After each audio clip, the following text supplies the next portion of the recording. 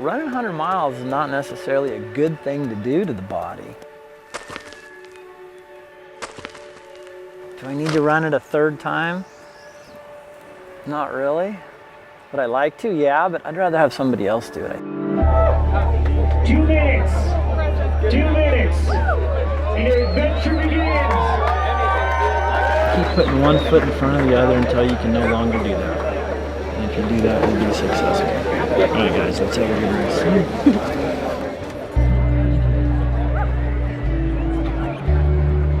There it is, the single shot 20 gauge. Started every race since 77 or 78, because Wendell Roby started the one in 77 with his pistol.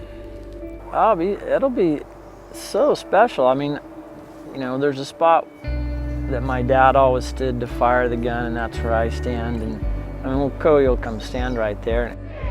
5, 4, 3, 2, 1.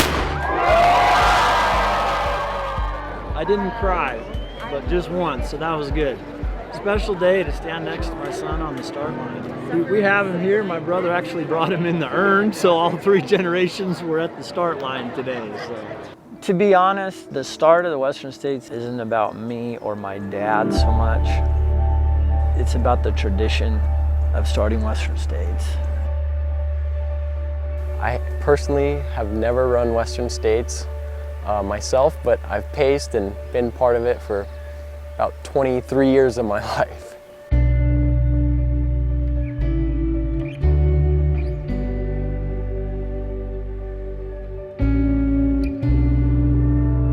Just being part of a 3-generation legacy in this event, it is special, and knowing all the prep that I've done, all the years building up, not necessarily running the race or even training, but the knowledge that I've gained from both my grandpa, my dad, and other runners that we would help along the way. It's just a really special and emotional feeling.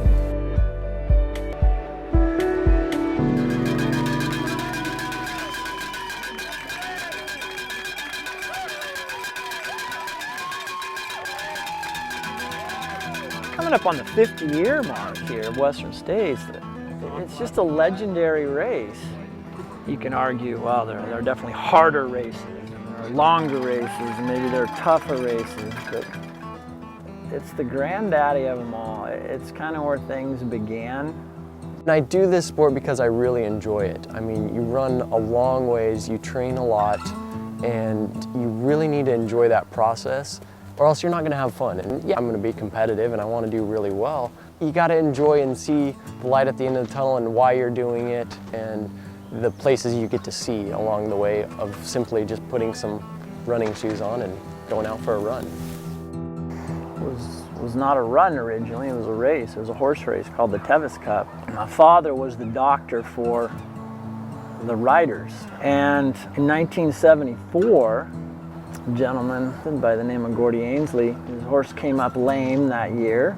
He ended up getting into a little bit of a bet, we might say, with someone that he could run this and finish in 24 hours. Back then, that was an impossible feat. And so in '74, I was 7 years old on the start line. Gordy towed the line with the horses. By golly, 23 hours and 40 some odd minutes later, he crosses the finish line. And then in '77 was the first official race with 15 runners, 3 finishers. You know, the ramp rate of the interest just exploded. I think running in general in the United States exploded. There are 4 golden ticket races in America, and the top 2 finishers receive a ticket to that year's Western States. So this past January, I went to Bandera, Texas. I remember the last 3 miles, we kind of knew, okay, this is going to happen. And then with about a mile to go, it really hit me like, I am going to be running Western States. And then I honestly don't remember crossing the finish line because I was just kind of in this state of shock. Yeah, my goal is definitely I want to do the best I can. I mean, on a great day, be in the mix for it. A top 10 performance, that would be incredible. Top 5, top 3 podium, being up there, that would be, I mean, icing on the cake, but I think really I want to execute the race really well and just have 1 year of Western States under my belt to get that experience. And it's going to be emotional as well, just being out there and knowing the history and just taking all that in and using that to my advantage the best I can.